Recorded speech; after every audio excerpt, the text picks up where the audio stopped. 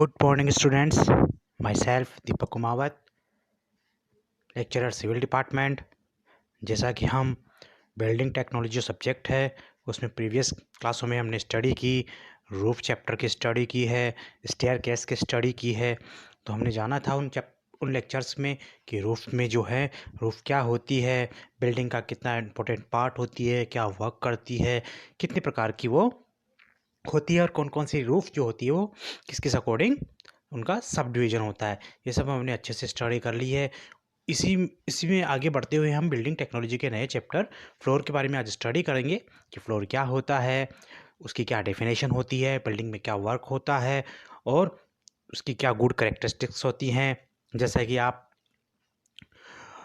देख पा रहे हैं स्क्रीन पे कि फ्लोर की डेफिनेशन है, उसके गुड करेक्टरिस्टिक्स हैं और फ्लोर का क्या तरह से डिज़ाइन किया जाएगा, कौन कौन से मटेरियल होंगे, इन सब की ब्रीफली स्टडी करने वाली है इस चैप्टर के अंदर। तो हम अब स्टडी करते हैं फर्स्ट कि फ्लोर क्या होता है और ये किस प्रकार से एक बिल्डिंग के अंदर एलिमेंट बना होता है। तो बात फ्लोर की डेफिनेशन की, तो फ्लोर की डेफिनेशन जैसा कि आप देख पा रहे हैं कि floor are horizontal element of building structure which divided building into different levels. कि फ्लोर जो होता है, फर्श जो होता है किसी किसी भवन का या किसी बिल्डिंग का क्षैतिज अवयव होता है जो कि कठोर सतह अवेलेबल करवाता है और क्या करता है, बिल्डिंग को विभिन्न विभिन्न लेवल्स के अंदर या विभिन्न भागों के अंदर उसको डिवाइड करता है। डिवाइड करने का रीज़न क्या है कि डिवाइड करता है according to big space to convert small space, कि एक बड़े क्षेत्र को जो है छोटे क्षेत्रों में डिवाइड करने के लिए जो है वो अलग अलग लेवल्स के अंदर उसको डिवाइड करता है। और हमारी बिल्डिंग के अंदर जो फर्नीचर जो होता है और अन्य इक्विपमेंट्स जो होते हैं जो हम अपने रूम्स के अंदर अपनी बिल्डिंग के अंदर रखते हैं वो फ्लोर पे ही टिके होते हैं। तो फ्लोर उनको क्या करता है, उनको सपोर्ट करता है और एक रूप में उनको बनाए रखता है। तो ये हमारी फ्लोर की डेफिनेशन हो गई कि फर्श क्या होता है और किस प्रकार से ये बिल्डिंग के अंदर वर्क करता है। आगे हम बात करते हैं कि फ्लोर जो होता है उसकी ऐसे कौन कौन से अवयव होने चाहिए जिससे कि फ्लोर क्या बने, बहुत अच्छा दिखे या बहुत अच्छा रहे। तो characteristics of buildings good floor की बात करते हैं तो उसमें सबसे फर्स्ट दे रखा है it should be durable, easy to clean, noiseless, have good appearance, free from damage, fire resistant, low maintenance cost. तो ये जो हमारे 7 पॉइंट्स हैं बेसिकली बेस्ट पॉइंट्स हैं फ्लोर के, कि एक जो फ्लोर जो होना चाहिए किसी भवन के अंदर वो अच्छा और टिकाऊ होना चाहिए। जब उसकी साफ़ सफाई की जाए तो बहुत ईजी वे में हम उसकी क्या कर सके, साफ़ सफाई कर सके। इस प्रकार का फ्लोर होना चाहिए, आवाज़ रोधी होना चाहिए, किसी प्रकार की कोई नॉइज़ उसके अंदर क्रिएट नहीं होनी चाहिए, अच्छा प्रतीत होना चाहिए, गुड अपीयरेंस होना चाहिए। जब उसको देखें दूर से या पास आके तो बहुत अच्छा वो अट्रैक्टिव दिखना चाहिए। उसमें किसी प्रकार की टूट फूट नहीं होनी चाहिए, वो अग्नि प्रतिरोधी भी होना चाहिए और उसके जो रखरखाव है या मेंटेनेंस की जो कॉस्ट है वो भी बहुत लो होनी चाहिए, जिससे कि क्या रहे, हमारा जो इकोनॉमिक पावर है वो सही बना रहे। आगे हम बात करते हैं कि जो फ्लोर के जो गुड कैरेक्टरिस्टिक्स हैं वो तो हमने स्टडी कर लिए, फ्लोर की डेफिनेशन भी स्टडी कर ली कि जो फ्लोर जो किसी बिल्डिंग के अंदर कंस्ट्रक्ट किया जाता है वो भी 2 स्टेप्स में कंस्ट्रक्ट किया जाता है। कि सबसे पहले क्या किया जाता है कि फाउंडेशन, किसी बिल्डिंग को जनरली हम जब कंस्ट्रक्ट करते हैं तो सबसे पहले फाउंडेशन का कंस्ट्रक्शन किया जाता है। फाउंडेशन के कंस्ट्रक्शन के बाद फिर फ्लोर ऊपर जो ऊपर प्लिंथ लेवल आता है उसके ऊपर फ्लोर का निर्माण किया जाता है। तो जो उसका कंस्ट्रक्शन किया जाता है उस कंस्ट्रक्शन प्रोसेस को 2 भागों के अंदर डिवाइड किया गया है, जैसा कि आप स्क्रीन पे देख पा रहे हैं कि फर्स्ट जो पार्ट है वो सब फ्लोर और बेस कोर्स है, जो कि फ्लोर का बेस तैयार करने के लिए प्रिपेयर की जाती है। और सेकंड जो है वो फ्लोर कवरिंग और फ्लोरिंग है। मीन जो फ्लोर का जो बेस तैयार हो जाता है तो उसके ऊपर कवरिंग करने के लिए या उसको अट्रैक्टिव दिखाने के लिए उस पर कई प्रकार की tiles, wood, stone, brick etc. हम जो हैं यूज़ में लेते हैं, जिससे कि हमारा फ्लोर जो होता है वो अट्रैक्टिव दिखता है। तो सबसे पहले क्या किया जाता है, सब फ्लोर तैयार किया जाता है। सब फ्लोर का मीन होता है कि हम क्या करते हैं, जैसे ही हमारा प्लिंथ लेवल तक हमारी बिल्डिंग का लेवल आ जाता है उसके बाद हम क्या करते हैं, अर्थ फिल करते हैं। जैसा कि आप डायग्राम इसमें दिया हुआ है, फ्लोरिंग का मैंने एक डायग्राम इसमें बनाया, फ्लोर डिटेल दी है, उसमें ये बता रखा है कि जैसे कोई कॉलम स्ट्रक्चर है, कॉलम स्ट्रक्चर पे जैसे ही हमारी फाउंडेशन कंप्लीट हो जाती है, फाउंडेशन के ऊपर हम जब फ्लोर का निर्माण करते हैं तो किस प्रकार से करते हैं। सबसे फर्स्ट जो होता है अर्थन फील, सबसे नीचे वाला पॉइंट जो दिखा रखा है अर्थन फील, मतलब मिट्टी को फील किया जाता है पहले अच्छे से मिट्टी को फील करके उसको उसमें पानी जो है वाटर सप्लाई किया जाता है, उसको अच्छे से कॉम्पैक्टेड किया जाता है जिससे कि मिट्टी की जो पार्टिकल्स हैं वो एक जगह सेट हो जाए। उसके बाद जो किया जाता है लीन कंक्रीट कॉम्पैक्टेड किया जाता है। मीन ये होता है कि आप बड़े जो स्टोन्स जो है उनको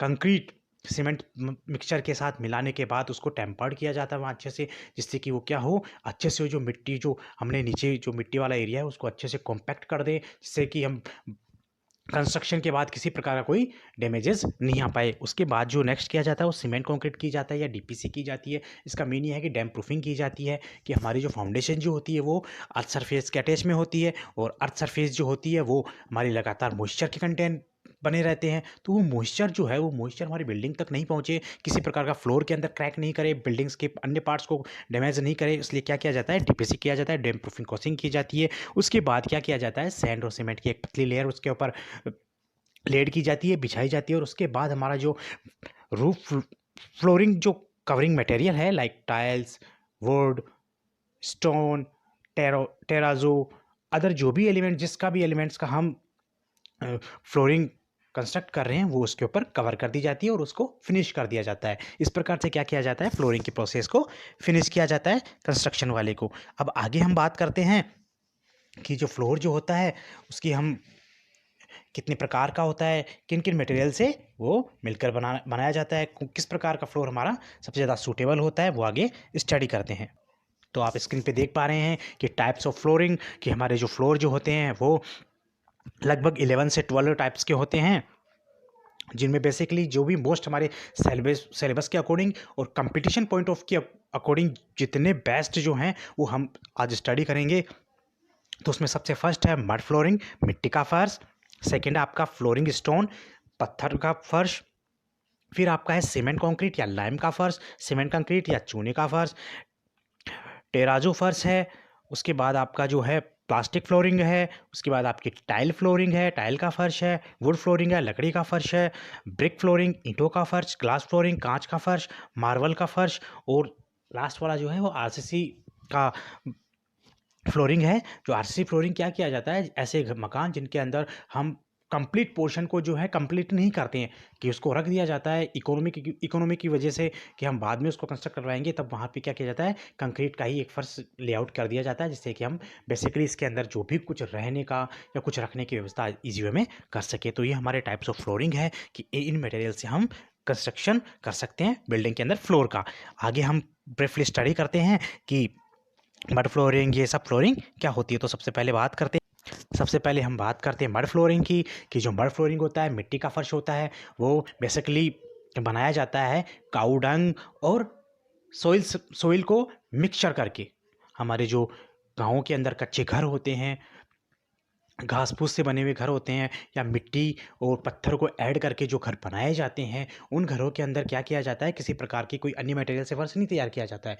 वहाँ क्या किया जाता है कि स्टोन्स की लेयर बिछा दी जाती है, और स्टोन्स की लेयर के ऊपर क्या किया जाता है, काऊ डंग और मिट्टी और वाटर को ऐड करने के बाद एक पेस्ट तैयार किया जाता है, और उस पेस्ट को क्या किया जाता है, उस पूरे सरफेस पे स्प्रेड कर दिया जाता है, फैला दिया जाता है, जिससे वो क्या होता है कि आधे से या 2 से 3 हावर्स के अंदर ड्राई होके अच्छा बन के तैयार हो जाता है। वो हार्ड तो नहीं होता है, बट अच्छी हार्डनेस भी रहती है उसकी, अच्छा अपीयरेंस भी रहता है, और काफ़ी चीप होता है, काफ़ी सस्ता होता है, और ईजी वे में कंस्ट्रक्शन कर सकते हैं। इसका टाइम भी बहुत कम लगता है, और इसका जो कॉस्ट जो होता है, कंस्ट्रक्शन कॉस्ट, वो भी बहुत लो होती है। लेकिन ये क्या होता है, टेम्परेरी बेसिस पे होता है। ये मिट्टी के पानी के संपर्क में आने पे या अन्य एलिमेंट्स के कारण ये 1 से 2 मंथ के बाद ख़राब हो जाता है, तो उसको फिर से अपन रिपेयर करना पड़ता है। तो और ये इसमें सबसे बेस्ट क्या होता है कि थर्मल इंसुलेशन इसमें बहुत बेस्ट होता है, कि ये क्या करता है कि कूल डेज़ में, विंटर वैकेशंस में ये क्या होता है, नॉर्मल टेम्परेचर पे बना होता है, और समर वैकेशंस पे ये कूल रहता है, जिस वजह से इनके अंदर काफ़ी अच्छा एटमॉस्फेयर रहता है। आगे हम बात करते हैं ब्रिक फ्लोरिंग की। तो ब्रिक फ्लोरिंग क्या होता है, हमारा ब्रिक फ्लोरिंग का मीन है कि हम जो फ्लोरिंग का तैयार करते हैं बेस, वो हमारा ब्रिक से होता है। ये भी एक टेम्परेरी ही फ्लोरिंग होती है, कि जहाँ पे किसी बिल्डिंग की फिनिशिंग नहीं की जाती है, उससे पहले फिनिशिंग से पहले एक ब्रिक फ्लोरिंग कर दी जाती है, जिससे कि हम क्या करें, अगर बिल्डिंग हमारी first floor, second floor, third floor पर हो, तो हम क्या कर सकें, ईजी वे में वहाँ पे जो वर्क करने वाले जो मज़दूर हैं वो आराम से वहाँ आ जा सके, अपना जो मटेरियल है कंक्रीट है वो तैयार कर सके, अन्य एलिमेंट वहाँ पे रख सके, इसलिए ब्रिक की लेआउट की जाती है। और इसके लिए सबसे पहले क्या किया जाता है, वही सब बेस तैयार किया जाता है, अर्थन फील की जाती है, सीमेंट कंक्रीट की जाती है। उसके बाद सीमेंट कंक्रीट करने के बाद आपकी सीमेंट कंक्रीट जो है वो 1:8:16 1:8:16 के जो रेशियो में जो है वो लाइम कंक्रीट या सीमेंट कंक्रीट का कोर्स की जो है एक लेयर बिछाई जाती है। फिर 12 mm मोटी एक सीमेंट की एक लेयर बिछाने के बाद उस पर जो है ब्रिक्स के लेआउट किए जाते हैं, जो कि आपके स्क्वायर के हो सकते हैं, रेक्टेंगुलर हो सकते हैं, हेक्सागोनल हो सकते हैं, आपके सर्कुलर हो सकते हैं। मतलब डिज़ाइनिंग वे में हम उसको कंस्ट्रक्ट करते हैं जिससे कि वो काफ़ी अट्रैक्टिव दिखता है। उसके बाद हम बात करते हैं स्टोन फ्लोर की। तो स्टोन फ्लोरिंग का जो सब बेस जो तैयार किया जाता है वो सबका लगभग सेम है। जैसा ब्रिक मेसनरी में हम सब बेस तैयार कर रहे थे, अर्थन फील किया जाता है, सीमेंट कंक्रीट की लेइंग की जाती है, उसी प्रकार से स्टोन फ्लोरिंग किया जाता है कि उसका सब बेस तैयार किया जाता है। सबसे पहले बहुत अच्छे से सब बेस तैयार करने के बाद स्टोन की लेयर जो है वो ऊपर उसके ऊपर बिछाई जाती है। स्टोन का जो फर्श जो होता है, फ्लोरिंग जो होती है वो सबसे बेस्ट मानी गई, क्योंकि स्टोन जो होता है वो काफ़ी हार्ड होता है अन्य मटेरियल से, वो काफ़ी और स्टोन का फिर जनरली ऐसी जगह पे कंस्ट्रक्ट किए जाते हैं जैसे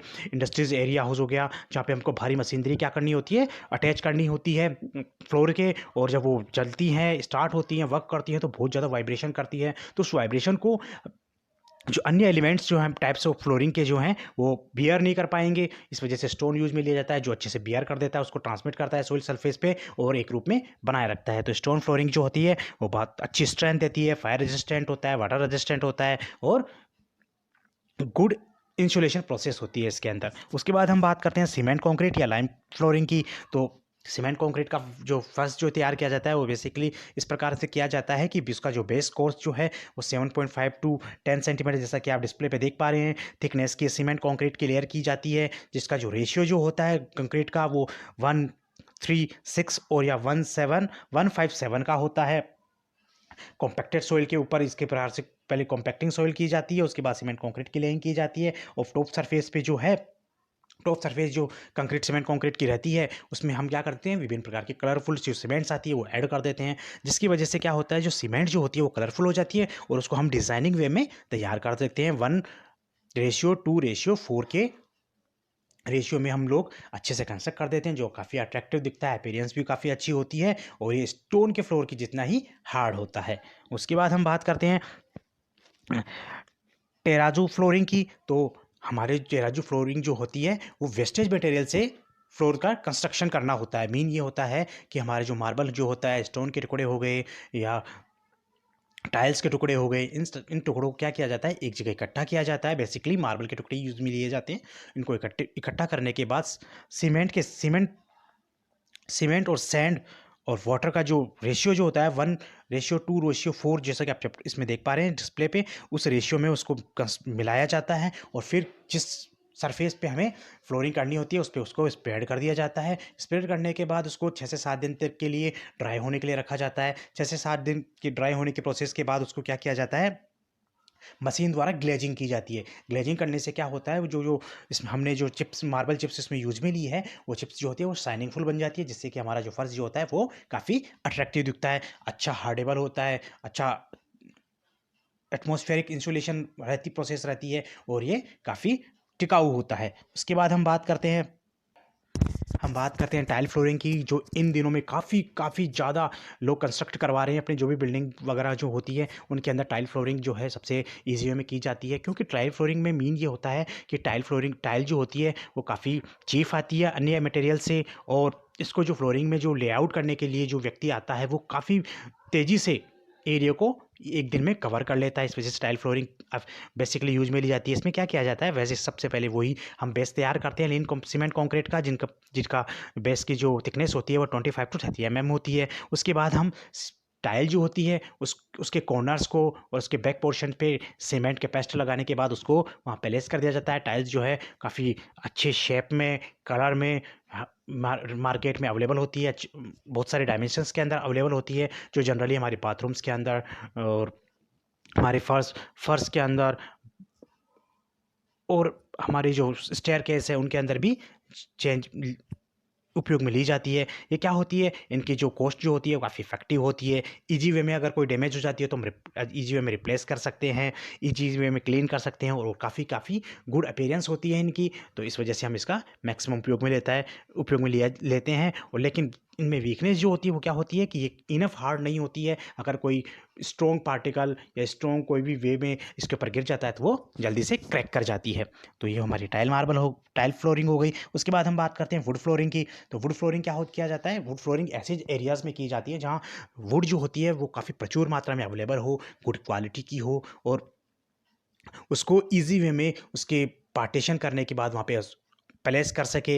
वहाँ रेनी वाटर जो है या रेन जो है वो बहुत कम हो, ऐसे एरिया में ही वुड सक्सेसिव होता है। तो सबसे पहले क्या किया जाता है कि वुड के जो हैं बोर्ड्स बनाए जाते हैं, और उन बोर्ड्स को क्या किया जाता है, सबसे पहले डीपीसी डाली जाती है, उसका बेस तैयार किया जाता है सबसे पहले फ्लोरिंग का। उसके ऊपर डीपीसी डाली जाती है, क्योंकि वुड जो होती है वो वाटर जो है अब्जॉर्व कर सकती है, इस वजह से डीपीसी की जाती है। और डीपीसी के करने के बाद उसके ऊपर वुड की बोर्ड्स उसके ऊपर अच्छे से बिछाए जाते हैं। और मेनली ये जो है ऑडिटोरियम के अंदर या डांस फ्लोर का जो मंच जो होते हैं वहाँ मैक्सिमम उपयोग में ले जाते हैं, जिससे कि साउंड जो है वो ज़्यादा से ज़्यादा प्रोड्यूस हो सके। इसकी कॉस्ट जो होती है वो हाई होती है। ये जो हीट इंसुलेशन का वर्क जो होती है वो हीट और साउंड इंसुलेशन प्रॉपर उनमें नहीं हो पाता है, इस वजह से इनका उपयोग जो है बहुत कम किया जाता है। और इनका जो लुक जो होता है वो क्लासिक होता है, इजी वे में हम इसको क्लीन कर सकते हैं, जैसा कि आप स्क्रीन पे देख पा रहे हैं। उसके बाद हम बात करते हैं ग्लास फ्लोरिंग की। ग्लास फ्लोरिंग की बात करें तो ग्लास फ्लोरिंग जो होती है वो सभी फर्श में, अब जितने भी हम फर्श पढ़ रहे हैं उनमें सबसे ज़्यादा कॉस्टली होती है। बहुत कम जगह, बहुत रेयर केसेज में ही ग्लास फ्लोरिंग की जाती है। ग्लास फ्लोरिंग ऐसे एरियाज़ में की जाती है जैसे हमारे कोई लेबोरेटरीज़ है या हमारा कोई ऐसा वर्क है जिनके लिए हमको ट्रांसपेरेंसीज की ज़रूरत है, तो वहाँ क्या किया जाता है, ग्लास फ्लोरिंग की जाती है कि एक फ्लोर से सेकेंड फ्लोर पर जो इक्विपमेंट्स रखे हैं या जो एक्सपेरिमेंट जो चल रहा है, या फिर अंडर वाटर कंस्ट्रक्शन जो है उनको वाटर का प्रेशर जो है या फिर अन्य कोई एलिमेंट हम उस पर वर्क कर रहे हैं तो वो सब कुछ हमको विजिबल हो सके, इसलिए ग्लास फ्लोरिंग की जाती है। इसमें क्या किया जाए, जैसा कि आप पढ़ पा रहे हैं, glass is use to flooring material for special condition like to transmit light from upper floor to lower floor. मतलब हमें एक फ्लोर से सेकंड फ्लोर पे देखना होता है तो भी हम ये सब कुछ करते हैं, ये काफ़ी कॉस्टली होता है। ग्लास की जो है 12 से 30 mm की थिकनेस की ग्लास को एल्यूमिनियम शीट में पहले पैक्ड किया जाता है, उसके बाद उसको जहाँ पे प्लेस करना होता है उसको ईजी वे में प्लेस करते हैं। इसके मेंटेनेंस जो होती है वो काफ़ी कॉस्टली होती है, और रख रखाव का जो प्रोसेस जो होता है वो भी काफ़ी कॉस्टली होता है, इस वजह से इसको सबसे कम काम में ले जाता है। उसके बाद बात करते हैं मार्बल फ्लोरिंग की। तो मार्बल जैसा कि जनरली सभी हम लोग देख पाते हैं कि मार्बल जो होता है हमारा किचन में, बाथरूम के अंदर, स्टेयरकेस में, फ्लोरिंग में, और अपना जो रूफ सरफेस है उसके ऊपर भी मार्बल से किया जाता है। मार्बल जो होता है वो मेटामॉर्फिक रॉक जो होता है उसका एक टाइप है जिसका हम बेसिकली बहुत ज़्यादा यूज में लिए करते हैं। इसका भी जो कंस्ट्रक्शन है वही प्रोसेस होता है कि पहले बेस तैयार किया जाता है, उसके बाद फिर कंक्रीटिंग की जाती है, और उसके बाद उसके ऊपर मार्बल से फिनिशिंग कर दी जाती है, जिससे कि मार्बल का फर्श बन के तैयार हो जाता है, इजी वे में क्लीन हो सकता है, गुड अपीयरेंस होता है, हार्ड होता है, और गुड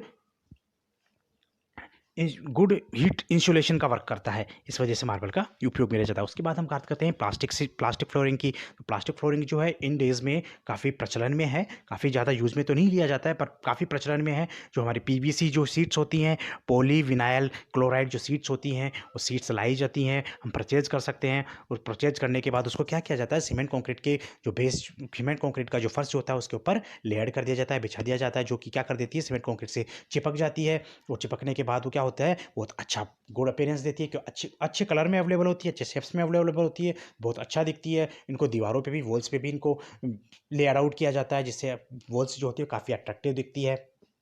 लेकिन इनमें सबसे वीक पॉइंट जो होता है वो ये होता है कि ये बहुत जल्द ही पानी के संपर्क में आने से या धीरे धीरे एटमॉस्फेयर की कंडीशन से चेंज होने पे ये ख़राब हो जाती है, जिस वजह से हमें इनको बार बार में रिप्लेस करना पड़ता है। इस वजह से इनका उपयोग भी कम किया जाता है। इनका मेंटेनेंस जो होता है वो काफ़ी हैवी होता है, जैसा कि आप डिस्प्ले में देख पा रहे हैं। उसके बाद हम बात करते हैं, ये तो हमारे हो गए फर्श की, जो हमारी जो फ्लोरिंग जो थी वो कितने टाइप के मटेरियल से की कर सकते हैं, और किस किस प्रकार की फ्लोरिंग जो होती है वो बेस्ट होती है, किन किस कौन कौन सी प्रॉपर्टी होती है। उसके बाद हम बात करते हैं कि जो फ्लोरिंग के लिए हम फ्लोरिंग जब करते हैं तो कुछ ऐसे पॉइंट्स होते हैं जिनके बारे में हमें जान लेना बहुत ज़्यादा ज़रूरी होता है कि जो फ्लोरिंग हम करवा रहे हैं हमारे घर के अंदर वो हमारी इकोनॉमिकल कंडीशन और जो हमारा एटमॉस्फेयर जो आसपास वाला एटमॉस्फेयर जो है उसके अकॉर्डिंग वो सूटेबल है या नहीं है, उसकी तो बात करते हैं।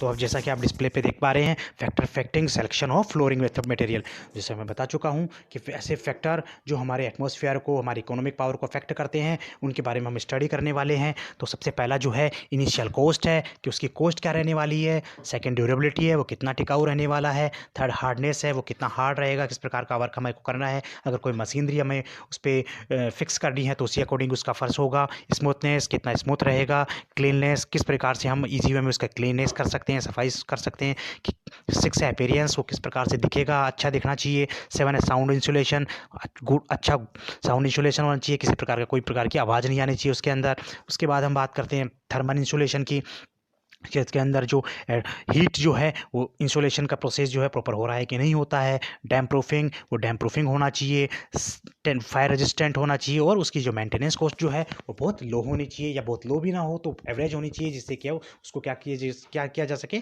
ईजी वे में अफोर्ड किया जा सके और उसका रिपेयरिंग वगैरह जो है वो ईजी वे में किया जा सके। तो इस प्रकार से कुछ पॉइंट्स थे जिनको हम स्टडी करते हैं कि फ्लोरिंग जब हम अप्लाई करते हैं या फ्लोर जब हमारी बिल्डिंग के अंदर हम कंस्ट्रक्ट करवाते हैं तो इन पॉइंट्स को देखते हैं हम कंस्ट्रक्शन करते हैं कि हमारे फ्लोरिंग कैसी रहने वाली है और हमें कौन कौन से कंडीशंस की पॉइंट व्यू से ध्यान रखना है। उसके बाद ये तो है हमारे फ्लोरिंग की बातें कि तो आज हमने स्टडी की कि फ्लोर क्या होता है, उसके कौन कौन से गुड कैरेक्टरिस्टिक्स होते हैं, किस प्रकार से कंस्ट्रक्ट किया जाता है, कंस्ट्रक्शन जो किया जाता है वो किस बेसिस पे किया जाता है, कौन सी फ्लोरिंग सबसे बेस्ट होती है, किस प्रकार से मेंटेनेंस होती है उनकी, ये सब हमने अच्छे से स्टडी कर लिया है। तो हमारा फ्लोर जो चैप्टर है वो लगभग जो इम्पोर्टेंट क्वेश्चन है वो हमने पढ़ लिए। इससे काफ़ी एमसीक्यू क्वेश्चन भी बनते हैं और कंपटीशन पॉइंट व्यू से भी काफ़ी इंपॉर्टेंट चैप्टर है। और आगे हम आज इतनी स्टडी करेंगे, उसके बाद हम नेक्स्ट चैप्टर में जो जानेंगे कि हमारा जो बिल्डिंग टेक्नोलॉजी का है वो नया चैप्टर क्या है और उसके बारे में स्टडी करेंगे। आज के लिए थैंक यू।